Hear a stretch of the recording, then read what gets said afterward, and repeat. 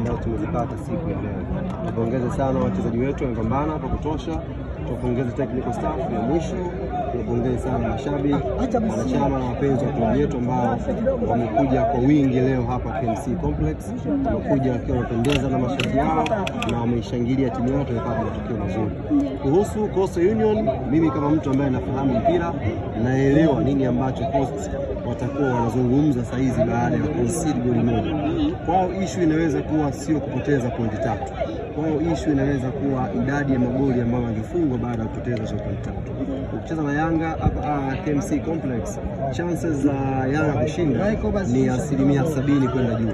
Kwa ukija hapa kwa timu kama Coast ambayo pia inapambana kuangalia namna gani itakuwa na pointi nzuri za kusalia ligi kuu msimu ujao, lazima pia factor ya magoli kwa maana ya goal difference kuizingatia. Kwa nilikuwa najua wanakuja hapa kwa ajili ya kupunguza idadi ya magoli, na kama wangejaliwa wangepata sare, lakini tumejaliwa kushinda, tumepata goli moja. Kwa wao linaweza kuwa na faida, linaweza likaboost confidence yao kwenda kwenye mechi inayofuatia. Lakini pia kwa Yanga ushindi wa goli moja una faida kubwa kwa sisi, kwa sababu tunakwenda kwenye mchezo mwingine mkubwa tarehe 10 dhidi ya Azam Football Club. Wenyewe tungeshinda goli 6 goli 7 leo, concentration ya player ingekuwa ina shake kidogo kwenda kwenye mchezo huo. Kwa kushinda goli moja pia unapeleka ujumbe kwa wachezaji wetu kwamba hapa mwisho ligi ni ngumu, wanatakiwa wajikaze, pambane, tuweze kupata matokeo mazuri kwenye mechi zilizobakia. Kwa kosa baadhi ya nyota Stefano Azizki, Ibrahim Baka ambao mara kadhaa wamekuwa wakipata nafasi kwenye kikosi cha kwanza, ilikuwa inaleta pressure kwenye mchezo huu dhidi ya Coastal? Hapana, haijatupa pressure yoyote kumkosa Azizi, Baka na wengine, wala haijaathiri chochote kwenye mipango yetu. Tulishawahi kuwa na hao wachezaji kwenye pitch, tukashinda goli moja vile vile mechi zilizopita huko nyuma. Tushawahi kuwa nao tukafungwa vile vile wakiwa kwenye pitch. Kwa hiyo haijakuwa na madhara. Lazima mechi kama hizi zikiisha, basi tutenge pia nafasi ya kuwapongeza wapinzani namna ambao wamecheza vizuri, wamejilinda.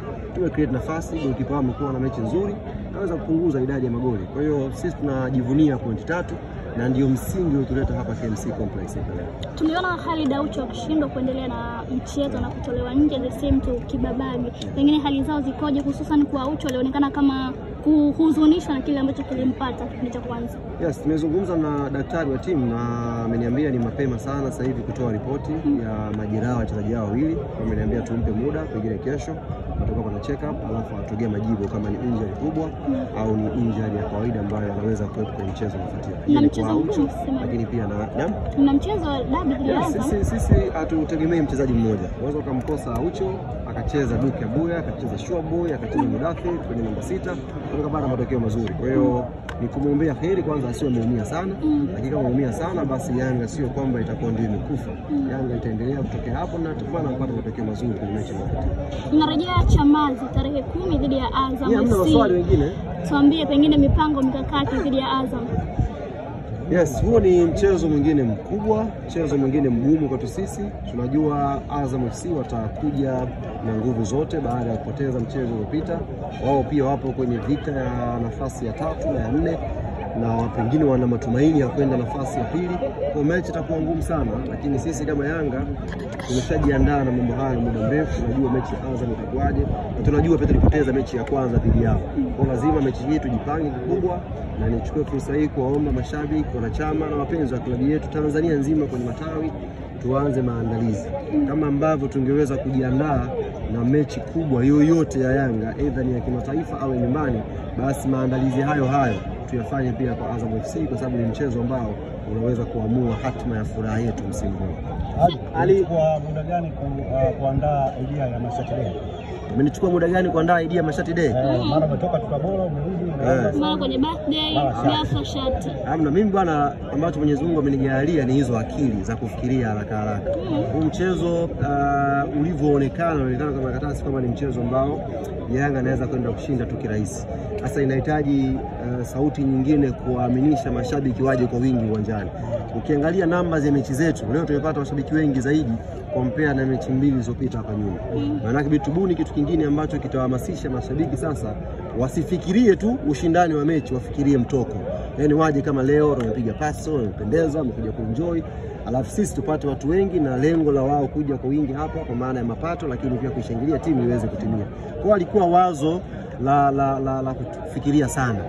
Bahati mbaya ni kwamba wazo hili limefikia muda mfupi, limekuwa kubwa na limeweza kuzima pia kiki nyingine zote zilizokuwa zinaendelea mjini. Ilikuwa lengo lenu bila usema. Limezima kiki zote zilizokuwa zinaendelea mjini. Nafikiri nyinyi ni waandishi, ni mashahidi. Paka sasa hivi nafikiri kuna mchezo unachezwa siku Jumangapi? Jumatano, yes. Paka leo tiketi za VIP hazijaisha. Kumbe unafuatilia? Sio kawaida. Sio kawaida. Kwa hiyo niwaambie na hii ni mara ya mwisho nawapa ombi. Kwamba kisima cha ubunifu nipo hapa. Mambo siku moja tu. Unajua Watanzania hawa haya mambo ya kupita mtaani kukimbia wanayazoea. Wakishayazoea wanakuacha. Unaelewa? Kwa lazima uwe unakuja na flavor tofauti. Leo unafanya hiki, kesho unafanya hiki. Na masaa 24 ni kutoka leo mpaka kesho. Watume mwaliko niwasaidie. Unataka mwaliko semaje? Niwasaidie tu kuhamasisha watu wao. Unajua kuna flavor wanazikosa. Mimi ninatumia DM nyingi huko. Akiambia una DM nyingi sana huko. Makolo akiniambia wewe ungekuwa kwetu tungeenjoy sana. Tuonyeshe basi. Siri za watu kutoa mawasiliano na watu public. Wasipokuja ndani ya masaa 24. Kuja manake mechi inaweza kacheza na watu 600 pale ndani. Uwanja ni kweli kwa sababu tiketi za VIPs ni watu wangapi kwa ule uwanja? Ukitoa wale wageni waalikwa zinabakia tiketi 300. Kwa mchezo wa robo finali mpaka leo tiketi 300. Wamesema msihusike na mechi yao kivyo vyote semaji. Huko ni kutangatanga. Mimi nawashangaa sijui kwa nini yani baada wazungumzie mechi yao wao wanadili tu na Yanga. Sijui kwa nini yani. Yaani sijui kwa nini wanajishtukia kwenye ile mechi. Nimeona kwa mechi hii ndo wamefanya press conference 8. Mechi hii peke yake. Kaanza msemaji, wamekuja wazee, wamekuja mababu, mabibi, wamekuja kina shangazi, wajomba. Leo ni watu wengine wameenda leo. Yaani wanakuja watu wote wanatangatanga. Yaani sisi tuna mambo yetu, tunajiandaa na mechi na Azam. Pambaneni na hali yenu. Yaani mkituzungumzia Yanga sio kwamba ndo mtahamasisha watu wenu waje uwanjani. Tumieni mbinu mbadala za kuhamasisha watu waje uwanjani. Watu wamegoma. Kwenye mechi 3 za mwishoni, Zuzu ameibuka man of the match kwenye mechi 3 zote za mwishoni. Alafu mnaelekea kwenye mchezo dhidi ya Azam FC. Lakini pia mnatangaza kama kisasi au kuna namna ambayo pia mtaingia dhidi ya Azam? Hapana. Sisi mechi ya leo imeisha hapa. Kesho tunakwenda kuanza maandalizi ya mchezo dhidi ya Azam. Mchezo wa Azam ni mchezo mkubwa, unahitaji mipango mingi, unahitaji maandalizi makubwa. Kwa hiyo hatuwezi kuyazungumza tu hapa kama tuko tayari na Azam. Lazima kesho tukajiandae kwa ajili ya mchezo mgumu, mchezo mkubwa, na naamini kila mwana Yanga anajua ukubwa wake, anajua ugumu wake, na kila mmoja anakwenda kujiandaa pale Azam Complex. Pacome Zouzoua ni tuzo ya 3 mfululizo, lakini tuzo ya 6 naniambia tuzo yake ya 6 ya man of the match. Ukiwa una D2 maana yake hayo ni maandalizi ya most valuable player, MVP wa ligi. Unajua MVP wa ligi anapatikana kwa details kama hizi. Yes. Assist hizo ngapi? 9, goli 8, tuzo 6. Hizo ni detail ndogo ndogo. Sio kama naipangia kamati, lakini detail ndogo ndogo ambazo mimi unajua nimekuwa kwenye kamati ya tuzo for 2 years. Sio kama alijua ile waandishi. 2 years kwenye kamati ya tuzo. Kwa hiyo kuna some details zinakuelekea kuchagua most valuable player. Haihusishi tu magoli kwamba huyu ndio top scorer, hapana. Ndio maana tuzo mfungaji bora afu yani mchezaji bora ni mchezaji ambaye mnaweza kwenda Kenya mkampeleka kama huyu ndio kioo cha wachezaji Tanzania. Sasa Pacome atoshi? Naulize nyinyi, mkienda Malawi na Pacome mkasema ligi kuu ya NBC huyu ndio kioo chake, hatoshi? Sasa ukimpeleka kule Kitale si unakimbizwa? Bwana asanteni sana ndugu zangu.